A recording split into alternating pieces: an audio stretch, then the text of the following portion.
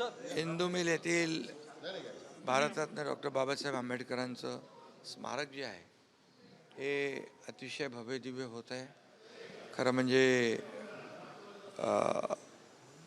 देशालाच नाही जगाला हेवा वाटावा असं हे स्मारक आपण करतोय आणि बऱ्यापैकी इथले स्ट्रक्चर्स तयार झालेले आहेत आणि एक बूट देखील आपण पाहिला.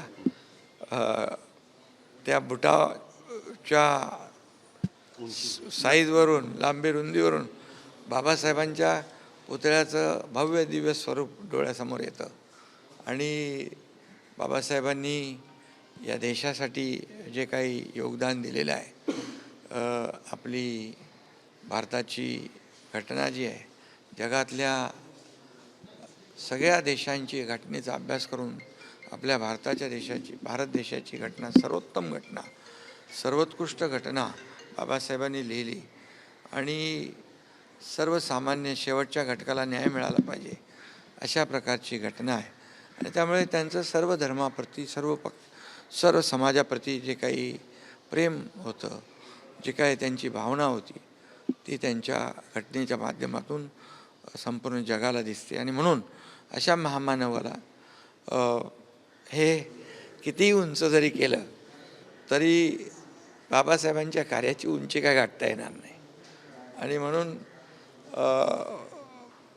हा प्रयत्न आहे की सर्वोत्कृष्ट असं स्मारक बाबासाहेबांचं इंदू मिल येथं व्हावं आणि त्यासाठी कुठेही काही शासन कमी पडणार नाही आणि कुठेही त्रुटी राहणार नाही यासाठी देखील ती खबरदारी जी काळजी आहे ती संबंधित आमचे मंत्री संजय शिरसाट घेतील. आणि मुख्यमंत्री महोदय देखील आपल्या भाषणात मगाच्या म्हणाले इथं आनंदराज आंबेडकर जे आहेत, इतरही जी आपली बाळासाहेब आंबेडकर इतर सर्व मंडळी यांना सर्वांनाच विश्वासात घेऊन एक ज्या ज्या काही अडचणी आहेत त्या दूर केल्या जातील आणि पुढच्या महापरिनिर्वाण दिनापूर्वी हे सगळं उभं राहिलं पाहिजे अशा प्रकारची आमची भावना आहे. पण तुम्ही स्वतः पाहणी केलेली आहे, काय काय नेमकं अधिकाऱ्यांना सांगितलंय आणि कुठपर्यंत काम आलं असं मी सांगितलं ना की स्ट्रक्चर जवळपास 80-85% 95% स्ट्रक्चर पूर्ण झालेले आहेत. आता त्या दिवशी आम्ही नोएडाला पण गेलो होतो. राम सुतार साहेबांची तब्येत थोडी खालावलेली होती, पण अनिल सुतार काम बघतायत आणि पुन्हा ही सगळी टीम जी आहे ही त्यांना भेटणार आहे.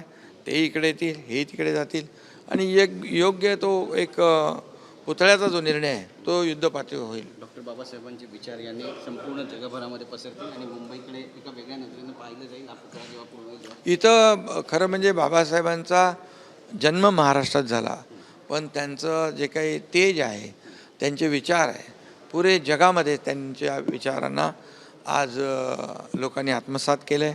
त्यांच्या विचारांनी आपल्याला प्रेरणा मिळते, ऊर्जा मिळते, शिकायला मिळतं. आणि बाबासाहेबांनी शिक्षणाला फार महत्त्व दिलं आणि म्हणूनच ते म्हणायचे शिका, संघटित व्हा, संघर्ष करा.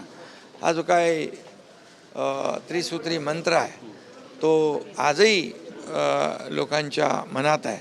आणि हे स्मारकामध्ये देखील बाबासाहेबांच्या जीवनावर, त्यांच्या विचारांवर, त्यांच्या भूमिकेवर संशोधन केलं जाईल आणि इथं संशोधन केंद्र देखील या ठिकाणी या वास्तूमध्ये घेतलेलं आहे. आणि म्हणून जगभरातले लोक इथं येतील आणि बाबासाहेबांच्यावर संशोधन देखील करतील. त्यांनी त्यांची भूमिका, त्यांचे विचार, त्यांच्या देशाप्रती प्रेम, त्यांच्या देशाप्रती योगदान आणि त्यांनी लिहिलेली सर्वोत्तम घटना याचा अभ्यासही करता येईल, संशोधनही करता येईल. अशा सगळ्या बाबी ज्या आहेत त्याच्यामध्ये आपण समाविष्ट केलेले आहे. म्हणतात निधी मिळत नाहीये स्मारकासाठी, तुम्ही काय सांगा? विरोधकांना आता काय सांगू मी?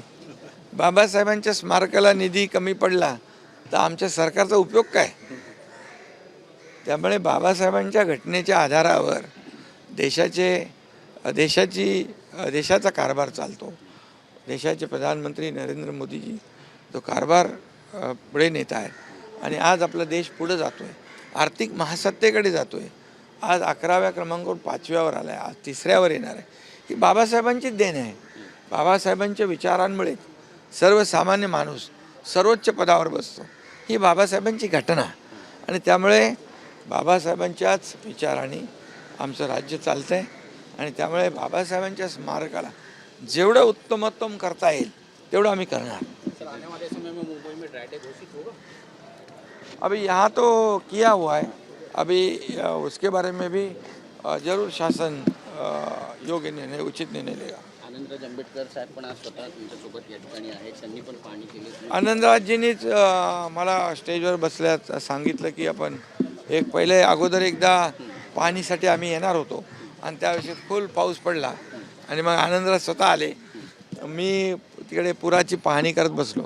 परंतु आज योगायोग आहे की आम्हाला इथं येण्याचं भाग्य मिळालं आणि संपूर्ण परिसर जो आहे हा पाहता आला. आणि ही भूमी जी आहे चैत्यभूमी, बाबासाहेबांच्या पदस्पर्शाने पावन झालेली भूमी आहे. आणि याच्या माती कपाळाला लावून आपण नतमस्तक होण्यासारखी भूमी आहे.